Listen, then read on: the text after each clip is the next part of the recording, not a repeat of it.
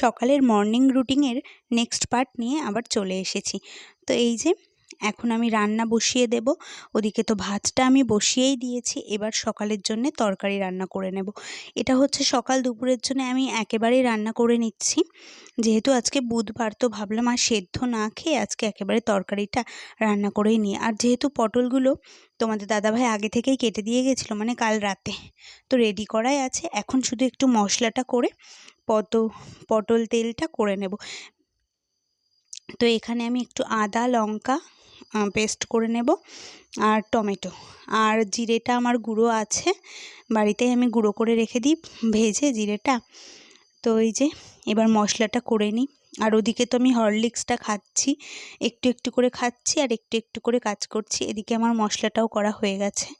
তো এই যে হরলিক্সটা এবার বাদবাকি যেটুকু রয়েছে সেটুকু খেয়ে একেবারে কড়াইয়ের কাছে যাব, মানে সকালের রান্নাটা বসিয়ে দেবো। তো এই যে তো চলো রান্নাটা করে নিই। আর ওদিকে দেখো ভাতও ফুটে উঠেছে। আর আজকে তো বুধবার, নিরামিষ, বুধবারে আমরা নিরামিষ খাই।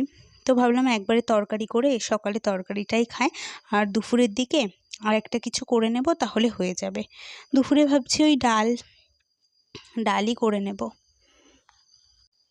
আর ওদিকে ওয়াশিং মেশিনে আমার জামা কাপড়গুলোও কাচা হয়ে গেছে। তো থাক, এখন আর মেলবো না, একেবারে খাওয়া দাওয়া করে তারপরে ছাদে যাব মেলতে। তো প্রথমে তো তোমাদেরকে বললামই যে পটল তেল রান্না করব। তো পটল তেলটা আর করিনি, ফ্রিজে দেখলাম টক দই ছিল, তো ভাবলাম টক দই দিয়ে একটু দই পটলই করা যাক। তো এই পটল তেলই করেছিলাম, তারপরে লাস্টে একটু মিক্সিতে আমি ওই দইটা 2 চামচ দিয়ে ফেটিয়ে নিয়েছি, নিয়ে তো পটল তেলের মধ্যে আর কি দিয়ে লাস্টে দই পটল করে নিয়েছি।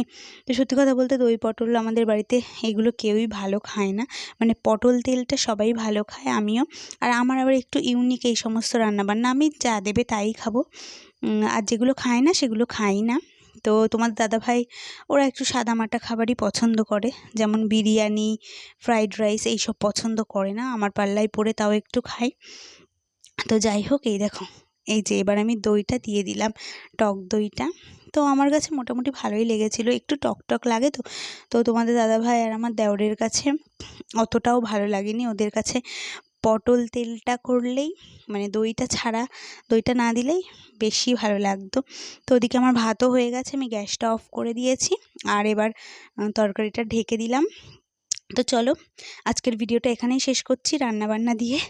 তো please subscribe, like, comment, share করে দিও। টাটা, আবার নেক্সট ভিডিওর সাথে দেখা হবে।